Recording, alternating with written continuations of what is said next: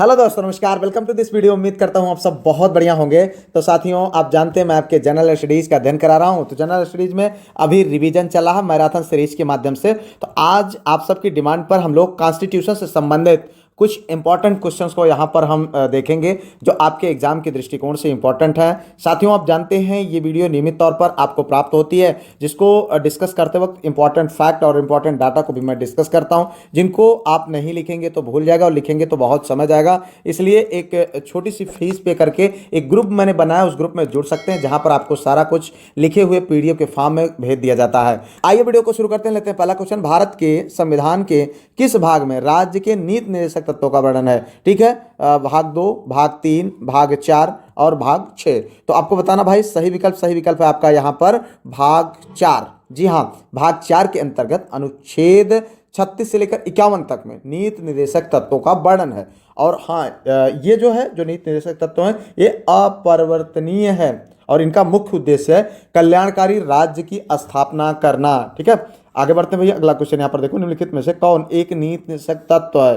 नीचे समान कानूनी संहिता, प्रेस की स्वतंत्रता, धर्म की स्वतंत्रता, विधि के समक्ष समानता। जी हाँ, तो आपको बताना भाई सही विकल्प है ये समान कानूनी संहिता। ये जो है आपको इसमें क्वेश्चन में पूछ रहा एक नीति निर्देशक तत्व है इन चारों में से, तो यही समान कानूनी संहिता सही है।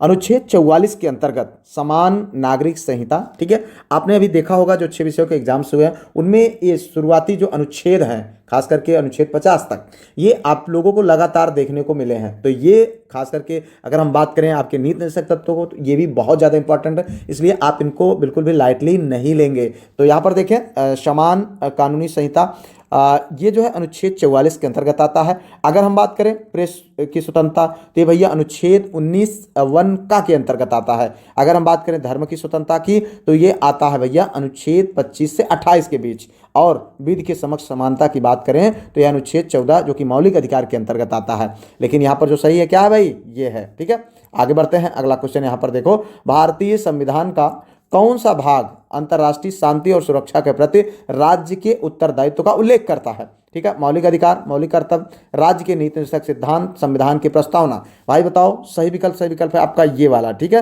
राज्य की नीति के निर्देशक तत्व। ठीक है, यहाँ पर देखें अनुच्छेद 51 जो कि भाग 4 के अंतर्गत आता है, राज्य को अंतर्राष्ट्रीय शांति, सुरक्षा और न्यायसंगत संबंधों को बढ़ावा देने हेतु निर्देशित करता है और साथ ही साथ अंतर्राष्ट्रीय विवादों का निपटारा मध्यस्थता द्वारा करने का भी उल्लेख है। इसके माध्यम से आगे बढ़ते हैं। अगला क्वेश्चन देखो, यहाँ पर सूची 1 को सूची 2 से सुमेलित कीजिए तथा नीचे दिए गए कोड का सही आपको उत्तर बताना है। तो ये देखो मित्र, है आपका सूची 1। देखो इस टाइप के क्वेश्चन आपको मिलते हैं एग्जाम में। यहाँ पर देखें, ये है विषय, ये है भारतीय संविधान के अनुच्छेद। इस तरीके से ये कूट दिया हुआ है, इस कूट के माध्यम से आपको बताना है जो है क्या सही है।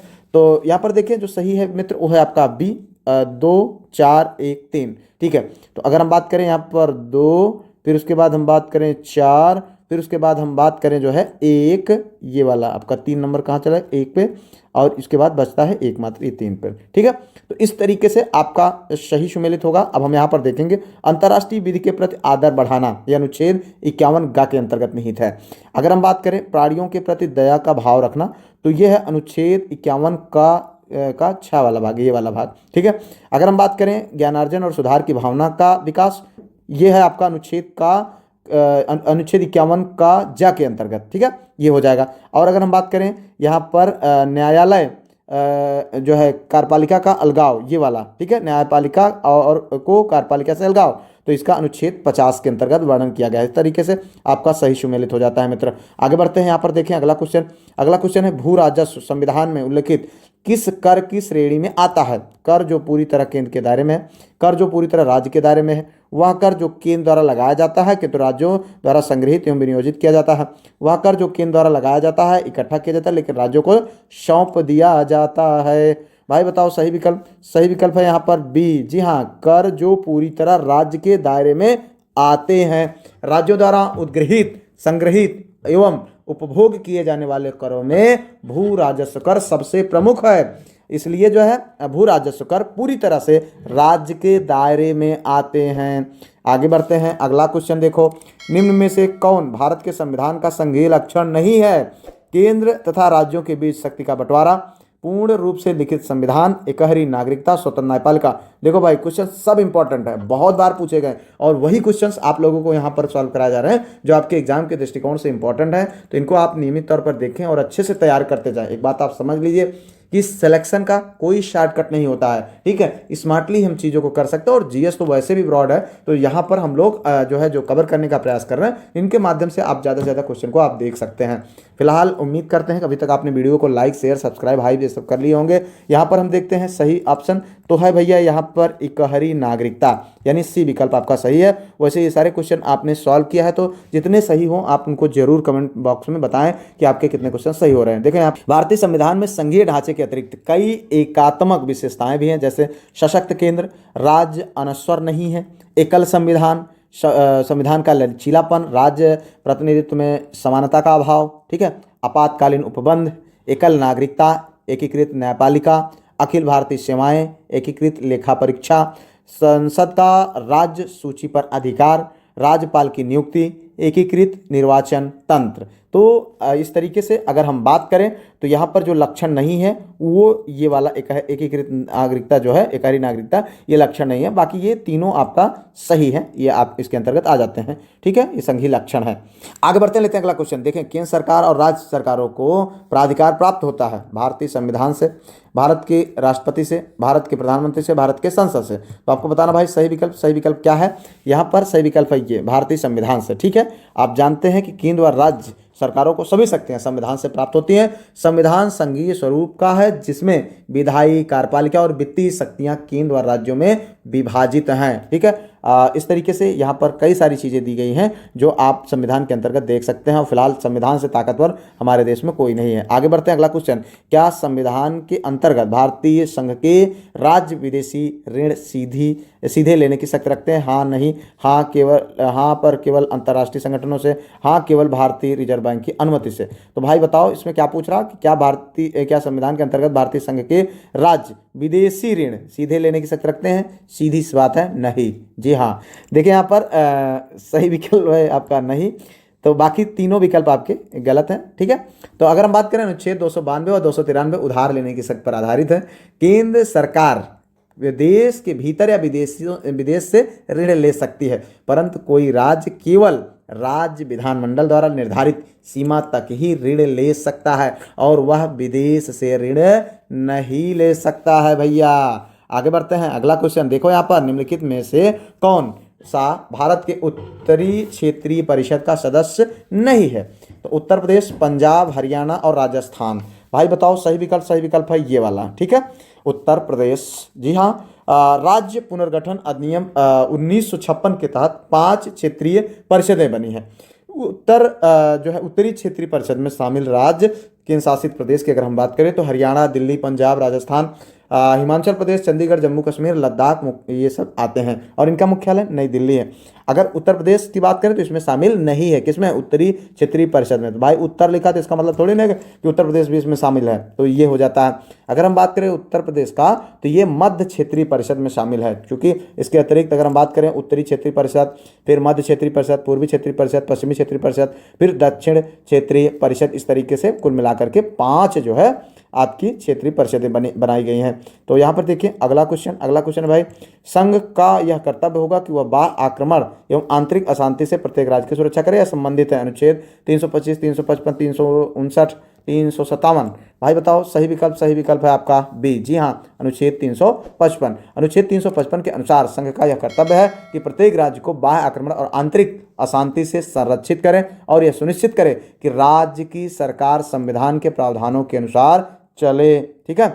आगे बढ़ते हैं, अगला क्वेश्चन देखो यहाँ पर, निम्नलिखित में से कौन भारत में संघ राज्य संबंध से संबंधित नहीं है?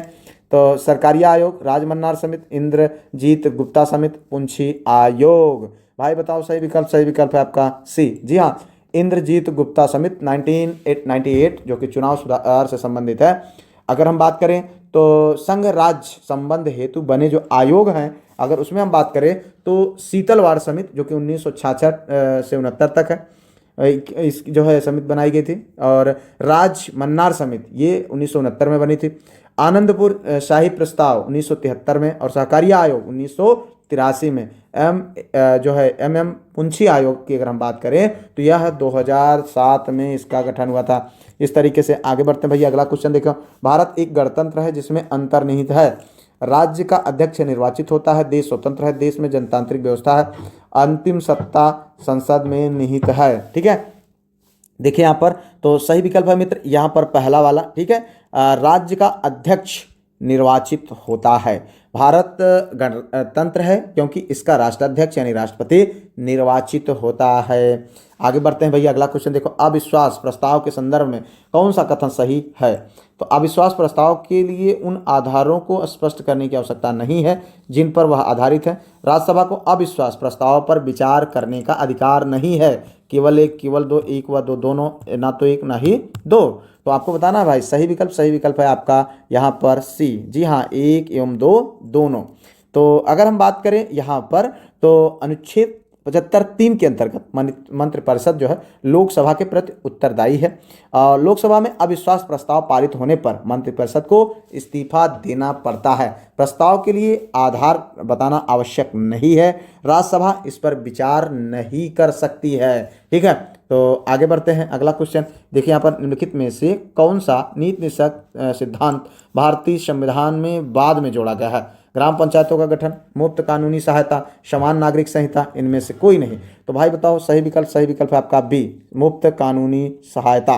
ठीक है, 42वें संशोधन अधिनियम 1976 द्वारा अनुच्छेद 39A जोड़ा गया है। इसमें समान न्याय और निःशुल्क विधिक सहायता का प्रावधान है। ठीक है, तो आगे बढ़ते हैं। अगला क्वेश्चन यहाँ पर देखो, संविधान सभा के मौलिक अधिकारों हेतु गठित सलाहकार समिति का अध्यक्ष कौन था? ठीक है, देखिए यहाँ पर मौलाना अबुल कलाम आज़ाद, राजेंद्र प्रसाद, पंडित जवाहरलाल नेहरू, वल्लभ भाई पटेल। भाई बताओ सही विकल्प है ये यहाँ पर वल्लभ भाई पटेल। देखो यहाँ पर प्रमुख समितियां बनी थी उस समय। उसके बाद अगर हम बात करें संचालन समिति तो डॉक्टर राजेंद्र प्रसाद, आवास समिति जो है बी पट्टाभी सीतारमैया, और राज्यों में से संबंधित जो समितियां थी वो जवाहरलाल नेहरू उसके अध्यक्ष थे। ठीक है, अगर हम मौलिक अधिकार व अल्पसंख्यक समिति की बात करें तो वल्लभ भाई पटेल साहब उसके अध्यक्ष थे, और प्रारूप समिति तो भीमराव अम्बेडकर साहब थे, अल्पसंख्यक उप समिति HC मुखर्जी थे। इस तरीके से क्वेश्चन आपके एग्जाम में पूछा जा चुका है। ये जो 6 विषयों के एग्जाम्स हुए हैं तो यहाँ पर इनको बिल्कुल भी इग्नोर ना करें, इसी टाइप के क्वेश्चन आपको देखने को मिल सकते हैं। भारत की संसद को कानून निर्माण की शक्ति निम्नलिखित में के लिए प्राप्त है। किसके लिए आपको बताना है? भारत का संघ, भारत का प्रदेश, उप प्रदेश यानी डोमिनियन, और विश्व में कहीं भी रहने वाले भारतीय नागरिक एवं उनकी संपत्ति, केवल एक व दो, केवल 2 और 3, 1, 2, 3। तो भाई बताओ सही विकल्प आपका क्या है यहाँ पर? तो सही विकल्प है मित्र डी। जी हाँ, 1, 2, 3। इस तरीके के क्वेश्चन में ज़्यादातर यही ऑप्शन, इसी तरीके का ऑप्शन सही होता है। तो यहाँ पर देखिए, भारत की संसद की भारतीय संघ तथा भारत के प्रदेश या उप प्रदेश यानी डोमिनियन के लिए कानून निर्माण की शक्ति प्राप्त है। संसद का प्राथमिक कार्य देश के संचालन के लिए विधियां बनाना है। संसद को संघ सूची विषयों तथा अवशिष्ट विषयों पर विधि बनाने का विशिष्ट अधिकार प्राप्त है।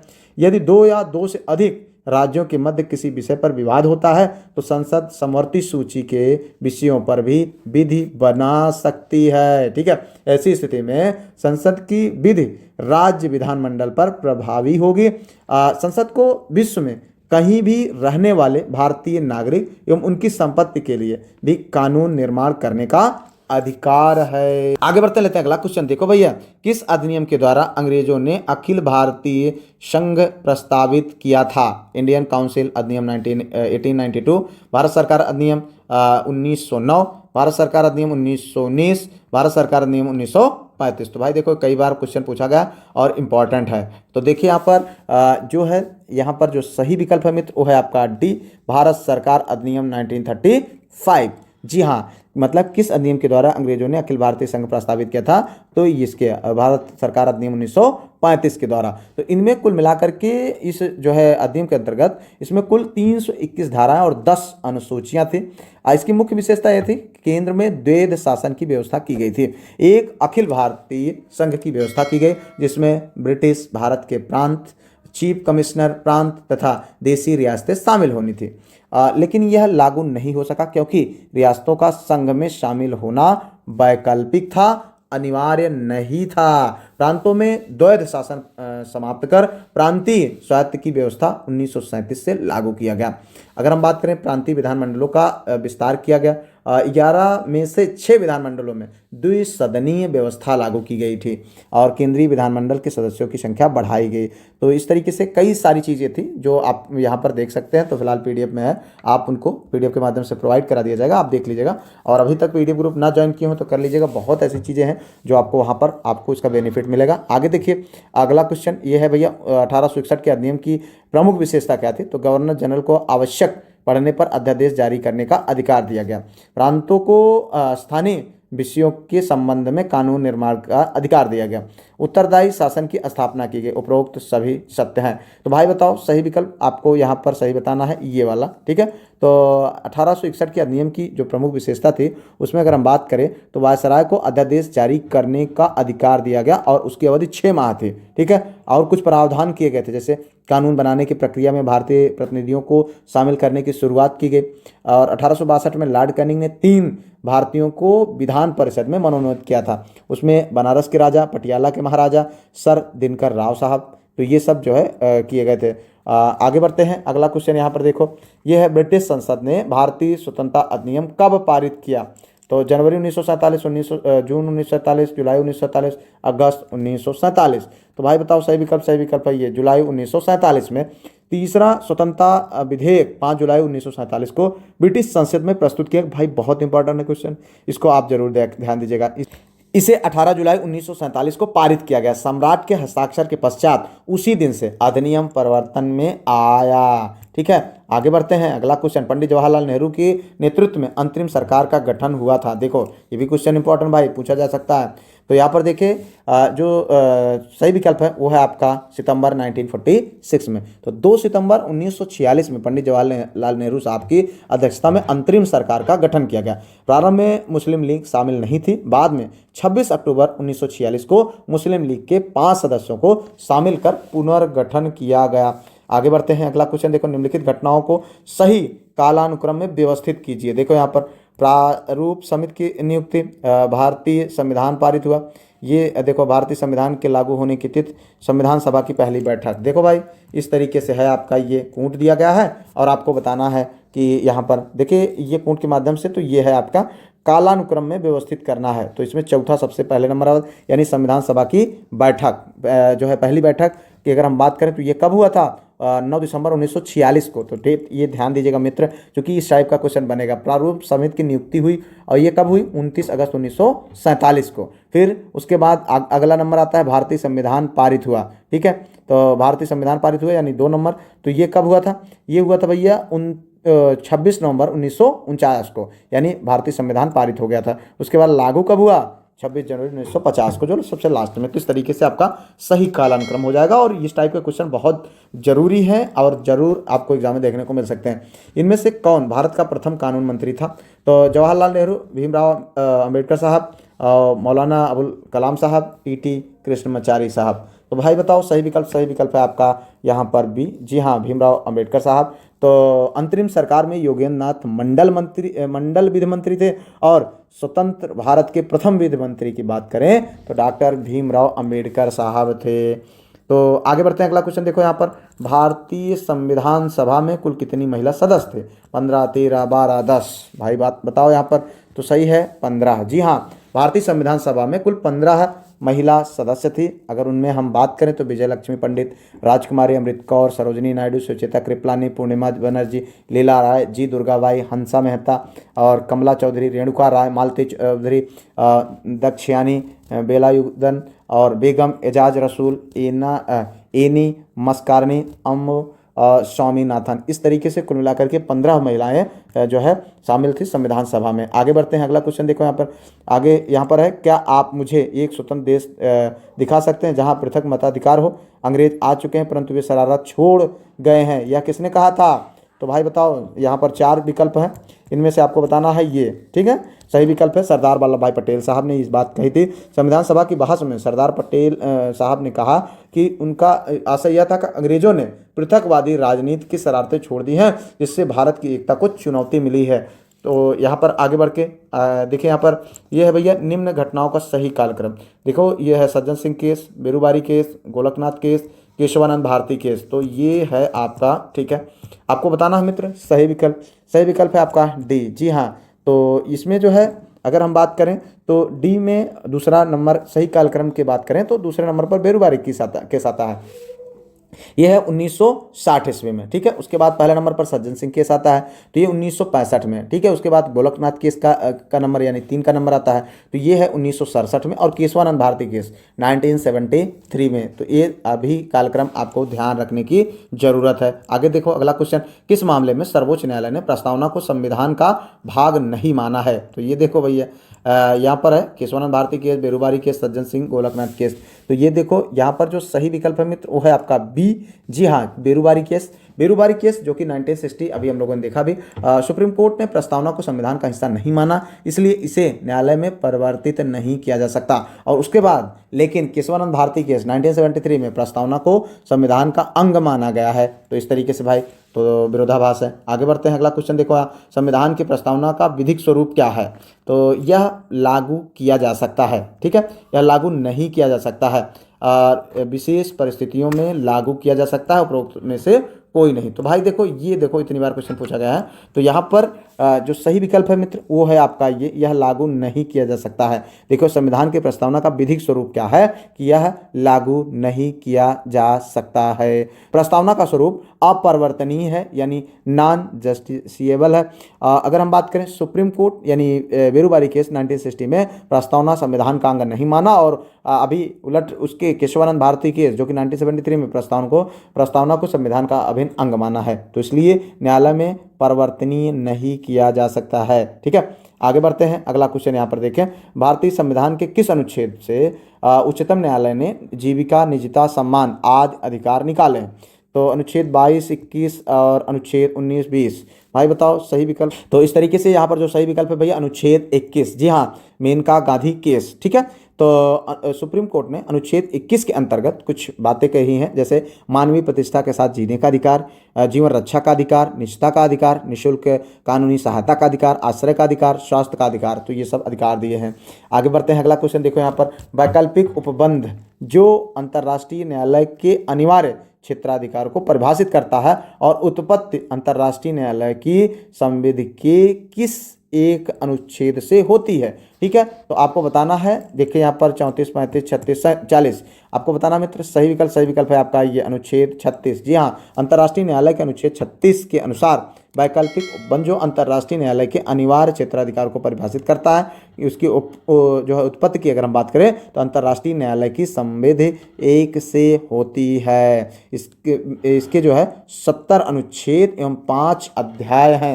आगे बढ़ते लेते हैं अगला क्वेश्चन। देखिए यहाँ पर 8वीं अनुसूची में भाषाओं की संख्या कितनी है? तो यहाँ पर देखिए संविधान के 92वें संशोधन के बाद की बात पूछी गई है। 16, 18, 22 और 24 क्वेश्चन पूछा गया है 2011 के अंतर्गत। तो यहाँ पर देखिए संविधान के 92वें संशोधन 2003 के द्वारा 8वीं अनुसूची में भाषाओं की कुल संख्या 22 कर दी गई है, जिसमें नई भाषा बोडो, डोंगरी, संथाली, मैथिली जोड़ी गई। आगे बढ़ते हैं, अगला क्वेश्चन देखो यहाँ पर, सामूहिक उत्तरदायित्व के सिद्धांत का प्रतिपादन भारतीय संविधान के किस अनुच्छेद में संहिताबद्ध किया गया है? अनुच्छेद 126, 76, अनुच्छेद 75, 3 और अनुच्छेद 78 के 2। भाई बताओ सही विकल्प है आपका सी। जी हाँ, अनुच्छेद 75, 3। जी हाँ, सामूहिक उत्तरदायित्व के सिद्धांत का प्रतिपादन भारतीय संविधान के अनुच्छेद 75, 3 में संहिताबद्ध किया गया है। इस अनुच्छेद के प्रावधानों के अनुसार मंत्रि परिषद सामूहिक रूप से लोकसभा के प्रति उत्तरदायी है। इसका तात्पर्य यह है कि सभी मंत्री अपने सभी भूल और कार्यों के लिए लोकसभा के प्रति संयुक्त रूप से जिम्मेदार हैं। ठीक है भैया, आगे बढ़ते हैं, अगला क्वेश्चन देखो यहाँ पर, भारतीय संविधान का कौन सा अनुच्छेद देवनागरी लिपि में हिंदी को संघ की राजभाषा के रूप में मान्यता देता है? अनुच्छेद 341, 342, 343, 344। जी हाँ, देखिए यहाँ पर भैया सही विकल्प है आपका ये अनुच्छेद 343।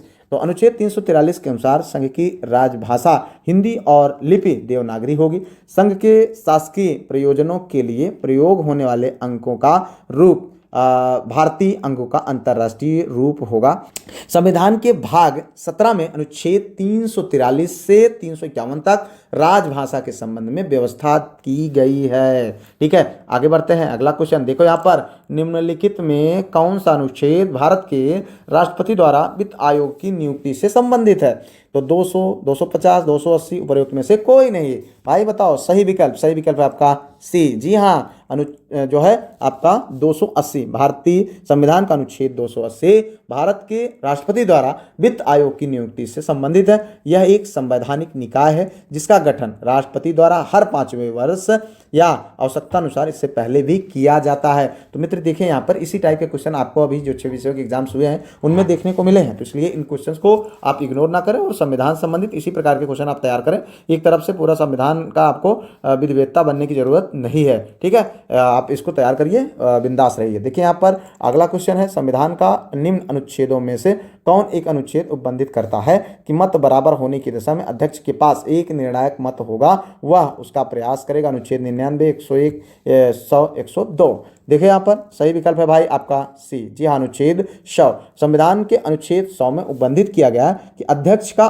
उस रूप में कार्य करने वाला व्यक्ति मत बराबर होने की दशा में उसके पास एक निर्णायक मत होगा और वह उसका प्रयोग करेगा। ठीक है, आगे बढ़ते हैं अगले क्वेश्चन की ओर। भैया अब तक video like share subscribe hype ना की हो तो कर लेना भैया, नहीं तो पाप लगेगा, बहु मेहनत होती है। भाग 5, भाग 8, भाग 7, भाग जो है 11। तो बताएं यहाँ पर सही विकल्प है भैया ये भाग 11। जी हाँ, भाग 11 अनुच्छेद 245 से 263 तक है, जहाँ पर संघ और राज्यों के बीच के संबंध का वर्णन किया गया। अगर हम बात करें भाग 8 का इसका, तो यहाँ पर जो है संघ राज्य क्षेत्र का वर्णन है, अनुच्छेद 239 से 242 तक। अगर हम भाग 5 की बात करें तो ये भैया अनुच्छेद 52 से 151 तक है, जो कि संघ से संबंधित है। अनुच्छेद अगर हम बात करें भाग 7 का, तो प्रथम अनुसूची के भाग ख के राज्य 7वें संशोधन अधिनियम 1956 द्वारा निरसित किए गए हैं। तो इस तरीके से आगे बढ़ते हैं। अगला क्वेश्चन देखो यहाँ पर, निम्नलिखित में से कौन सा अनुच्छेद राष्ट्रपति को क्षमादान की शक्ति देता है? तो ये 72, 74, 78, 80। भाई क्वेश्चन बताओ, यहाँ पर सही है ये वाला। ठीक है, ये क्वेश्चन पूछा जा चुका है भाई। तो देखिए यहाँ पर भारतीय संविधान के अनुच्छेद 72 के तहत राष्ट्रपति को क्षमादान की शक्ति प्रदान की गई है। आगे बढ़ते हैं। अगला क्वेश्चन देखो, भारतीय संविधान के किस अनुच्छेद में राज्य निर्वाचन आयोग के गठन का प्रावधान है? तो यहाँ पर देखिए अनुच्छेद 243 के, अनुच्छेद 243 बी, अनुच्छेद 243 ई, अनुच्छेद 243 एफ।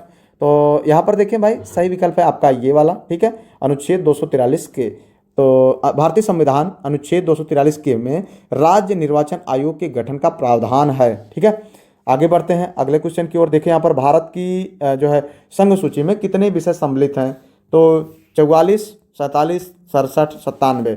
तो यहाँ पर देखें जो सही विकल्प है मित्र वो है आपका डी 97। ठीक है, तो अनुसूची 7 में केंद्र राज्य संबंधों के आलोक में 3 सूचियां हैं, संघ सूची, राज्य सूची तथा समवर्ती सूची का उपबंध किया गया है। ठीक है, भारत की संघ सूची में 97, वर्तमान में कुल मिलाकर के 100 विषय सम्मिलित हैं जिस पर कानून बनाने का अधिकार केवल संघ को है। अगर हम बात करें राज्य सूची में कुल 66 और वर्तमान में 61 विषय हैं और इस पे जो है कानून बनाने का राज्य को अधिकार है। अगर हम बात करें समवर्ती सूची में तो 47 और वर्तमान में कुल मिलाकर के 52 विषय हैं जिस पर जो है राज्य और केंद्र दोनों कानून बना सकते हैं। तो इस तरीके से आगे बढ़ते हैं। अगला क्वेश्चन देखें, शिक्षा एक विधि विषय के रूप में सम्मिलित है संघीय सूची में, राज्य सूची में, समवर्ती सूची में और शेष शक्ति सूची में।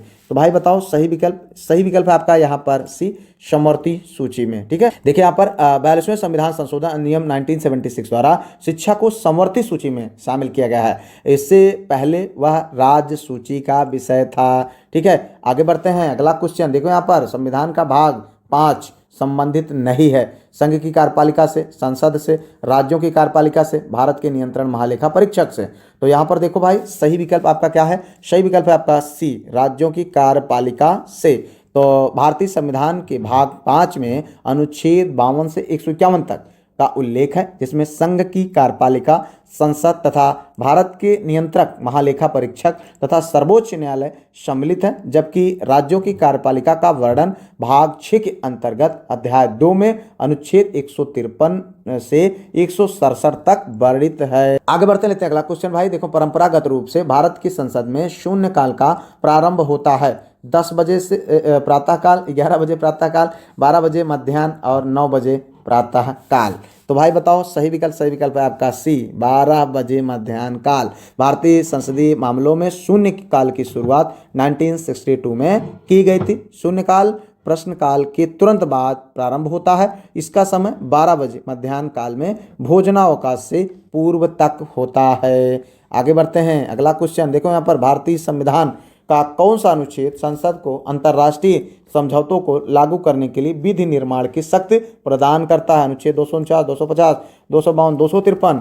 भाई बताओ, सही विकल्प है आपका डी। जी हाँ, अनुच्छेद 253। भारतीय संविधान के अनुच्छेद 253 में यह प्रावधान है कि संसद की संसद को संधि, करार या अभिसमय अथवा अंतर्राष्ट्रीय सम्मेलन, संगम, अन्य निकाय में किए गए किसी विनिश्चय के कार्यान्वयन के लिए कानून बनाने की शक्ति है। बात करें तो इसमें जो है, यह शक्ति भारत के संपूर्ण राज्य क्षेत्र या उनके किसी भाग के लिए प्रयोग की जा सकती है। ठीक है भैया, आगे बढ़ते हैं अगला क्वेश्चन। भारतीय संसद में निम्नलिखित में से कौन शामिल है? ठीक है, भारतीय संसद में निम्नलिखित में से कौन शामिल है? लोकसभा एवं राज्यसभा, लोकसभा राज्यसभा एवं प्रधानमंत्री, लोकसभा के अध्यक्ष एवं लोकसभा राष्ट्रपति एवं दोनों सदन। तो भाई बताओ, सही विकल्प है आपका डी। जी हाँ, राष्ट्रपति एवं दोनों सदन। अगर बात की जाए भारतीय संसद की, तो ये तीनों इसमें निहित होते हैं, राज्यसभा, लोकसभा और राष्ट्रपति। संविधान का अनुच्छेद 79 संघ के लिए संसद होगी जो राष्ट्रपति और दोनों सदनों से बनेगी। ठीक है, राष्ट्रपति संसद का अंग है, इंग्लैंड के सम्राट की भांति। ठीक है, जो है राष्ट्रपति संसद का सदस्य नहीं होता है। राष्ट्रपति केवल जो है प्रारंभिक अभिभाषण देने हेतु बैठता है।